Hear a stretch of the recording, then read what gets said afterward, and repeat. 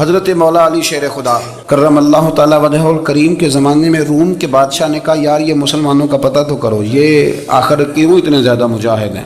اس زمانے میں جاسوس بھیجنے کا مزاج تھا، اب تو جاسوس پکڑا جاتا ہے، اب تو جاسوس اور جاسوسی کا شوق ویسے آج بھی ہے۔ عرض کروں تھوڑی سی بات اس عنوان سے، پتہ کیا ہمارا مسئلہ ہے؟ ہم جہاں جاتے ہیں نا وہاں تھوڑی خوشبو سونگھنے کی کوشش کرتے ہیں، وہ کیا ہے تو یہ کیا ہے تو ادھر کیا ہے تو تھوڑا سا ادھر کیا ہے۔ میرے رسول پاک پڑھیے درود شریف، سارے پڑھیے ذرا زور سے، صلی اللہ تعالی۔ نبی پاک علیہ السلام نے فرمایا جاسوسی نہ کرنا ورنہ تم بندوں کو خراب کر دو، اور فرمایا اس طرح نہ ہو کہ تم کسی کے آپ کھول نہ نکلو تو تمہارے پہلے کھول جائیں۔ یہ جو ذوق ہے نا یہ ختم کریں، چھوڑیں، مطلب آپ کس چکر میں پڑے ہوئے ہیں، اتنی زیادہ توجہ کرنے کی کیا ضرورت ہے؟ نے کام سے کام رکھیں، اس میں بندہ تھوڑا سا نا آسان رہتا ہے۔ یہ جو بہت زیادہ ٹٹولنے والے لوگ ہوتے ہیں نا وہ بیچارے پھر عمر ٹٹولتے ہی گزار دیتے ہیں، اس لیے کہ مزاج ہی بہت پکا ہے، بوری کا منہ کھول کے اندر تک ہاتھ ڈالنا، تو پھر کئی دفعہ سامنے سے بچھو بھی لڑ جاتا ہے، خرابی ہوتی ہے۔ تو جاسوسی کی جاتی تھی، اس نے بھی جاسوس بھیجے، کیونکہ قبیلوں کے لوگ تھے، کچھ مسلم کچھ کافر، پہچانے نہیں جاتے تھے لوگ، تو کچھ لوگ اس نے بھیجے، انہوں نے آ کے نا تحقیق کی، ریسرچ کری کہ آخر ماجرا کیا ہے۔ تو واپس جا کے انہوں نے رپورٹ دی نا روم کے بادشاہ کو۔ اس رپورٹ کا ایک جملہ بڑا شاندار ہے، وہ کہنے لگا بادشاہ ہمیں مسلمانوں کی کوئی سمجھ نہیں آئی، ہمیں کوئی سمجھ نہیں آئی۔ انہوں نے کہا بھی کیوں نہیں سمجھ آئی؟ کہنے لگے یار عجیب بندے ہیں، جب رات مسلح پہ بیٹھتے ہیں تو یوں لگتا ہے ان کا دنیا سے رشتہ ہی کوئی نہیں، کوئی کسی کو نہیں جانتا، کوئی اپنے دکھ سنا کے رو رہا ہے، کوئی اپنی بات کر کے رو رہا ہے، لگتا ہے کہ ان کا کوئی رشتہ ہے ہی نہیں جب مسلح پہ بیٹھتے ہیں۔ اور فرمایا جب سویرے یہ جہاد کرنے نکلتے ہیں تو لگتا ہے ان سے زیادہ دلیر ہی کوئی نہیں۔ حالانکہ جو مسلحوں پہ رونے دھونے کے لوگ ہوتے ہیں وہ کئی دفعہ جہاد میں کام نہیں کرتے، لیکن عجیب لوگ ہیں کہ رات کے راہب ہیں دن کے مجاہد ہیں، کوئی سمجھ نہیں آتی۔ میرے عزیز ان لوگوں نے مسلح آباد کر کے رکھا، تلاوتیں ان کا ذوق رہی، منظر روز پڑھنا، اسباق پڑھنا، وظائف پڑھنا، یہ ان کا ذوق رہا۔ اعلیٰ حضرت بریلوی رحمت اللہ نے 1000 کتاب لکھی ہے، لیکن الوظیفۃ الکریمہ کے نام سے جو وہ صبح و شام وظائف پڑھتے تھے وہ الگ انہوں نے ان کو بیان کیا، پابندی کے ساتھ اپنی اللہ اللہ کرتے۔ شیخ شہاب الدین سہروردی رحمت اللہ علیہ اس پر ایک بندے نے اعتراض کیا، اس نے کہا جی آپ کس قسم کے صوفی ہیں، مرید بیٹھے ہیں اور آپ وہاں نفل پڑھ رہے ہیں؟ یہ بھی بڑا مسئلہ ہوتا ہے نا، جو بندہ ملنے آتا ہے وہ اپنے ٹائم کے حساب سے آتا ہے، اور پھر اس کا یہ بھی خیال ہوتا ہے کہ پیر صاحب جو ہیں وہ چونکہ درویش ہیں تو نہ انہیں روٹی کھانی چاہیے نہ سونا چاہیے، چونکہ وہ درویش ہیں، اور ہم چونکہ درویشوں کے ماننے والے ہیں لہذا ہمارا یہ طریقہ ہونا چاہیے کہ جیسے ہم کہیں درویش ویسے ہی کر جائے۔ حالانکہ جس کو آپ درویش کہیں گے آپ اس کی مانیں گے، آپ منوائیں گے نہیں، ہمارا مزاج ہوتا ہے۔ شیخ شہاب الدین پر لوگوں نے اعتراض کی، حضور لوگ ملنے آئے ہیں، زیارت کرنے آئے ہیں، یہ بندے دعا کرانے آئے ہیں، اللہ اللہ کرانے آئے اور آپ نفل پڑھ رہے ہیں، کیا جملہ ہے، کیا حسن ہے، کیا خوبصورتی ہے۔ فرمانے لگے رب رسول سے مانگنے کے لیے مصلی بچھایا ہے، اگر وہاں سے مانگوں گا نہیں تو تمہیں دوں گا کیا؟ پہلے مجھے کچھ لے تو لینے دو، اگر میرے پلے کچھ ہے ہوگی تو آگے دوں گا نا، تو میں مانگنے گیا تھا کہ یا اللہ دے تیرے بندے لینے آئے، دے تو میں کچھ لوں گا تو آگے دوں گا نا۔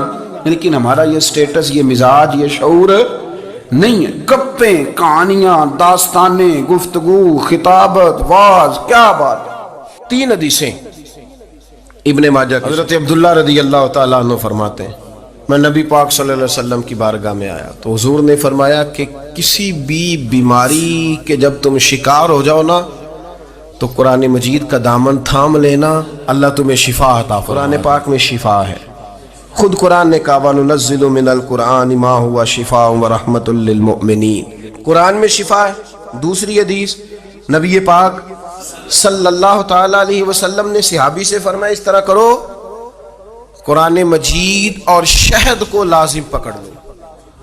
فرمایا یہ 2 چیزیں ہیں جن کے اندر اللہ نے شفا رکھی ہوئی۔ تیسری حدیث پیش کر حضرت ابو ہریرہ رضی اللہ تعالیٰ عنہ فرماتے ہیں مسجد نبی شریف میں حاضر ہوا، 2 رکعتیں پڑھ کے حضور کی بارگاہ میں گیا تو نبی پاک علیہ السلام نے فرمایا ابو ہریرہ تیرے پیٹ میں درد ہے؟ میں نے بتایا نہیں، عرض نہیں کرنا پڑا، تیرے پیٹ میں درد ہے؟ میں نے کہا حضور تکلیف میں ہوں، تو حضور نے فرمایا نماز پڑھ۔ فرمایا جب بندہ نماز پڑھتا ہے تو رب اسے شفا عطا فرماتا ہے۔ تو شہد میں شفا ہے، قرآن پاک کی تلاوت میں شفا ہے، اور نماز میں نماز پڑھیں اور خوب پڑھیں، اور گھر میں بھی پڑھیں اور مسجد میں بھی پڑھیں، خوب پڑھیں۔ نبی پاک علیہ السلام تو ہر آفت کے وقت نماز ہی پڑھتے۔ سورج گرہن ہو جاتا تو حضور نماز کی نیت باندھ لیتے، چاند گرہن ہو جاتا تو نماز کی نیت باندھ لیتے، بارش نہیں ہوتی تو نماز شروع کر دیتے، بارشیں زیادہ ہو جاتی تو حضور پھر نماز شروع فرما دیتے۔ ہر موقع پر سرکار نماز پڑھتے۔ نماز کی طرف رجحان پیدا کریں، شوق پیدا کریں، قرآن پاک کی تلاوت کریں۔ گھروں میں جب قرآن پڑھا جائے گا تو بیماریاں دوڑ جائیں گی۔ میرے نبی کریم علیہ السلام نے مصلی سے دل لگانے کا درس دیا، حضور نے توجہ دلائی۔ صحابہ اس ذوق کے حامل لوگ تھے، وہ کوشش کرتے تھے۔ جناب صدیق اکبر رضی اللہ تعالیٰ عنہ کا عبادت کا مزاج ہمیشہ قائم رہا۔ حضرت عمر فاروق ساری رات اللہ کے حضور کھڑے رہے۔ حضرت عثمان غنی رضی اللہ تعالیٰ عنہ عشاء کی نماز پڑھ کے 2 رکعتوں کی نیت باندھتے تھے، 15 سپارے پہلی رکعت میں پڑھ دیتے اور 15 سپارے قرآن مجید کے دوسری رکعت میں پڑھ دیتے۔ آپ نے نا حضرت عمر فاروق کے وصال کے بعد ان کی ایک بیوہ سے نکاح کیا، حضرت عثمان غنی نے نکاح کیا۔ وہ خاتون آپ کے نکاح میں آئیں تو عرض کرنے لگی، امیر المومنین میرے لیے اعزاز تو بہت ہے کہ میں امیر المومنین کی بیوہ تھی تو امیر المومنین کی منکوحہ ہو گئی ہوں، لیکن حضور نہ تو میں جوان ہوں کہ میرے اندر رغبت ہوتی اور نہ میں اب اس قابل ہوں کہ کوئی خدمت کر سکوں، میرے ساتھ نکاح کی وجہ کیا بنی؟ تو عثمان غنی رو پڑے، فرمانے لگے میں نے عمر فاروق کو مسجد میں اپنے رب سے ڈرتے ہوئے دیکھا، میں نے اسے روتے ہوئے دیکھا ہے، عدل کرتے دیکھا ہے، انصاف کرتے دیکھا ہے، امت کی خیر خواہی کرتے دیکھا۔ تمہارے ساتھ نکاح اس لیے کیا ہے کہ تم مجھے یہ بتاؤ کہ عمر فاروق گھر کے اندر اپنے رب کو کیسے راضی کرتے تھے، گھر کے اندر کیسے راضی کرتے تھے، وہ طریقے بتلاؤ، تم بتاتی جانا اور میں بھی اسی طرح گھر میں عبادت کروں۔ میرے رسول کریم علیہ السلام نے ارشاد فرمایا، حضور فرمانے لگے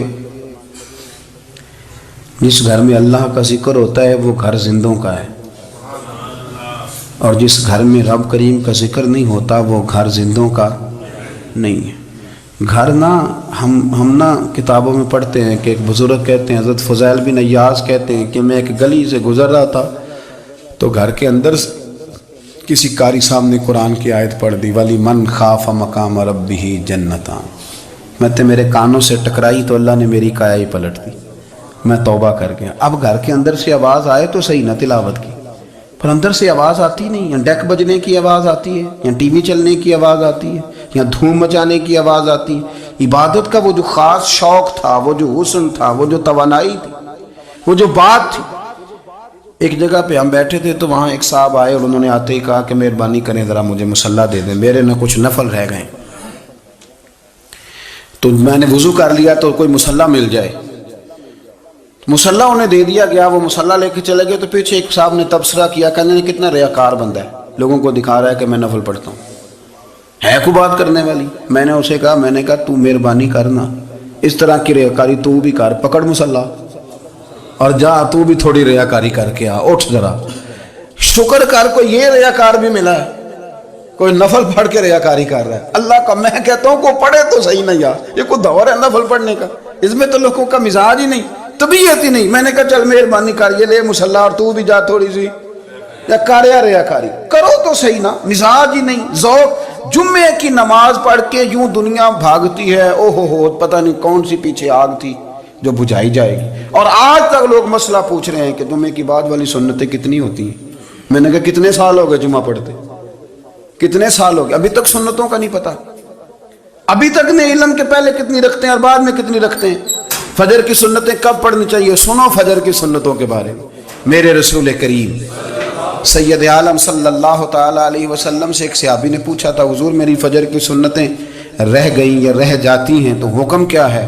کیا انداز ہے حضور کا، بخاری مسلم کے لفظ سنو۔ حضور سید عالم صلی اللہ علیہ وسلم فرمانے لگے، اس نے کیا پوچھا تھا، حضور جواب کیا دیتے ہیں؟ فرمایا فجر کی سنتیں کبھی نہ چھوڑنا، فجر کی پہلی 2 سنتیں کبھی نہ چھوڑنا۔ یا رسول اللہ صلی اللہ تعالیٰ علیہ وسلم میری رہ گئی ہیں، رہ جاتی ہیں۔ فرمایا فجر کی 2 سنتیں نہ چھوڑنا، فرمایا فجر کی پہلی 2 سنتیں مجھے دنیا اور دنیا کے اندر جو کچھ ہے وہ سب سے زیادہ پیاری ہے۔ فجر کی 2 سنتیں دنیا اور دنیا میں جو کچھ ہیں مجھے وہ سب سے زیادہ پیاری ہیں، اس لیے فجر کی سنتیں نہ چھوڑنا۔ اپنا ذوق، اپنی طبیعت، ہم نے نا ذوق غلط بنا لیا ہے۔ اگر 20 بندے کہہ بھی دیں گے تو نے بڑی شاندار تلاوت کیا تو کیا اس سے بنے گا؟ 100 بندہ کہہ بھی دے تیری کیا بات ہے، کیا بات ہے نعت خاں کی، کیا بات ہے علامہ صاحب کی، پیر صاحب کی، پیر مہر علی شاہ صاحب رحمت اللہ علیہ۔ آپ تشریف فرما تھے تو آپ کے ایک ہی بیٹے بابو جی جن کو کہا جاتا ہے، جس دن صاحبزادے پیدا ہوئے تو خادم نہ وہاں سے نکلا۔ ان لوگوں کی شوق اور طرح کے تھے نا، تو ان کی توجہ بھی اپنے شوق کی طرف رہتی، تو خادم نکلا اندر سے، پیر صاحب مبارک ہو، پیر صاحب مبارک ہو، پیر صاحب مبارک ہو، پیر صاحب مبارک ہو، شور کر رہا ہے۔ تو پیر صاحب کو وجد ہو گیا، اللہ اکبر اللہ اکبر اللہ، او کیا ہوا، کس بات کی مبارک دے رہے ہو؟ عرض کی حضور اللہ نے بیٹا دیا ہے۔ تو آپ فرمانے لگے اچھا حضور آپ کیا ہوا، آپ تو پریشان ہو گئے۔ فرمانے لگے جب تو نے 3 دفعہ کہا نا مہر علی کو مبارک ہو، تو میں سمجھا تھا شاید تجھے کسی نے بتا دیا ہے کہ مہر علی سے اللہ راضی ہو گیا۔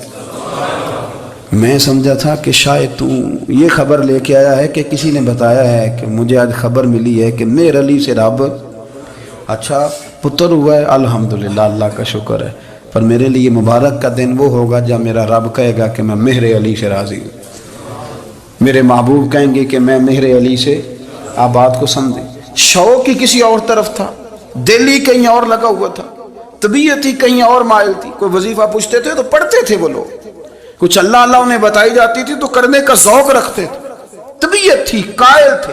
حضرت ربیع کہتے ہیں میں بڑی دور سے سفر کر کے گیا حضرت اویس کرنی سے ملنے، بڑی دور سے، اور جب میں پہنچا تو فجر کا وقت تھا، تو حضرت اویس کرنی کو میں نے پا لیا، تو وہ نماز پڑھ کے نا قرآن شریف لے کے بیٹھ گئے۔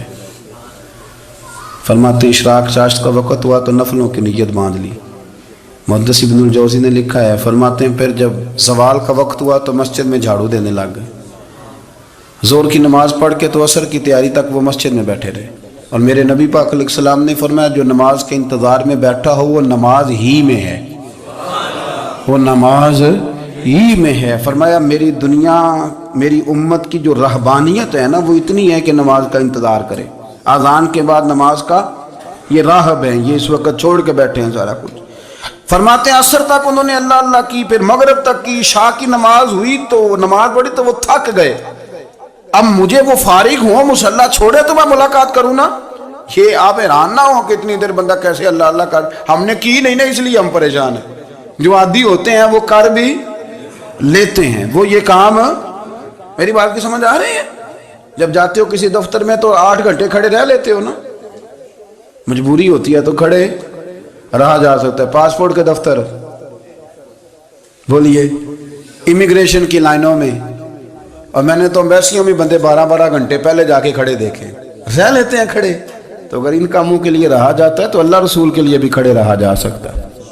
تو فرمانے لگے کہ جب عشاء کی نماز کے بعد آخر انسان تھے، تھک گئے، نیند کا غلبہ ہوا تو تھوڑی ایسے آنکھ بند ہوئی تو کھلی تو رونے لگے۔ حضرت ویسے کرنی رو کے کہنے لگے مالک مجھے غافل تو نہ کر، ابھی میں نے کیا بھی کچھ نہیں، دن ختم ہو گیا، کوئی نفل نہیں، کوئی اللہ اللہ نہیں، اللہ مجھے غافل نہ کر، میری مدد فرما۔ فرماتے ہیں جب وہ روئے تو میرے ساتھ جو شخص تھا میں نے کہا اٹھو چلیں، کہنے لگا حضور ملنا نہیں، فرمایا جو میں لینے آیا تھا وہ مجھے مل گیا ہے، جو میں ان سے سیکھنے آیا تھا وہ مجھے نصیب ہو گیا، اب اور میں نے کیا لینا، ختم ہو گئی بات، اٹھو چلیں۔ اللہ کے بندوں نے حضرت ربیہ بن کعب اسلمی رضی اللہ تعالیٰ عنہ فرماتے ہیں، کہتے ہیں جب بنو قریظہ اور بنو نذیر یہودیوں کے ساتھ حضور علیہ السلام نے جنگ کا اعلان فرمایا تو وہ دشمن ہو گئے، ہمیں خطرہ تھا کہ وہ رات کو کہیں محبوب کو تکلیف نہ دیں، تو کچھ لوگ نا تلواریں لے کے نبی پاک کے دروازے پہ پہرے داری کرتے تھے۔ گن مین رکھنا حرام نہیں، اگر کسی کو واقعی خطرہ ہو تو اس کے لیے سنت بھی ہے۔ حضرت علی المرتضیٰ تلوار لے کے حضور کے گھر کا پہرا دیتے تھے۔ حضرت ربیہ بن کعب اسلمی رضی اللہ تعالیٰ عنہ فرماتے ہیں کہ رات میری ڈیوٹی تھی کہ میں حضور کے گھر کا پہرا دوں گا، تو فرماتے ہیں میں باہر سن رہا تھا، ساری رات ہی میرے نبی پاک نے اللہ کی تسبیح پڑھی، ساری رات، کبھی تسبیح، کبھی تحلیل، کبھی تحمید، کبھی تکبیر، ساری رات۔ فرماتے ہیں ساری رات حضور پڑھتے رہے اور ساری رات ہی میں سنتا رہا، مجھے اونگ آ گئی، میری آنکھ لگ گئی، حضور ابھی پڑھ رہے تھے، میں تھک کے سو گیا، اور فرماتے ہیں جب میری آنکھ دوبارہ سے کھلی تو میرے کانوں میں پھر کوئی چیز گونجی، تو میں نے کان لگایا تو میرے حبیب ابھی بھی اللہ کو یاد کر رہے، ساری ساری رات حضور رب کی عبادت کرتے، اسی لیے تو کہا یا ایھا المزمل قم اللیل الا قلیلا، حبیب ساری رات تو نہ جاگا کر، تھوڑا آرام بھی کر لیا کر۔ میرے بھائی اپنا مصلی، اپنی عبادات، اپنے وظائف، اللہ اللہ جو آپ نے کسی سے سیکھی ہے اس کو کبھی کمزور نہ ہونے دیں۔ شجرہ شریف جو کسی بزرگ سے آپ لے لیتے ہیں تو کیا رسم ہے کوئی؟ اس پہ کچھ لکھا ہوتا ہے، وہ پڑھنے کے لیے دیا جاتا ہے، اس پہ لکھا ہوتا ہے کہ یہ اللہ اللہ آپ نے کرنی ہے۔ ساری زندگی کسی اسکول میں داخل ہو گئے اور وہاں جا کے آپ نصاب ہی نہ پڑھیں، کتاب ہی نہ کھولیں تو پاس ہو جائیں گے؟ وہ کہتے ہیں میں 20 سال جاتا رہا ملا کچھ نہیں، تو آپ نے لیا کیا ہے؟ ایک اتنی سی کتاب تھی، اس کو تو کھول کے آپ دیکھ نہیں سکے، اس کے وظائف تک تو رسائی نہ ہوئی، اس لیے کہ اللہ اللہ کرنا مشکل ہے اور تصویر کھنچانا یہ آسان کام ہے۔ تو جو آسان ہے اس طرف ہماری توجہ لگی رہتی ہے اور جو مشکل ہے اس طرف ہم ذوق پیدا نہیں کرتے۔ یا ایھا الناس اعبدوا ربکم الذی خلقکم والذین من قبلکم لعلکم تتقون، اے لوگوں اس رب کی عبادت کرو جس نے تمہیں پیدا کیا اور تم سے پہلوں کو پیدا کیا، اس لیے عبادت کرو کہ تم پرہیزگار ہو جاؤ گے۔ مالک سمجھنے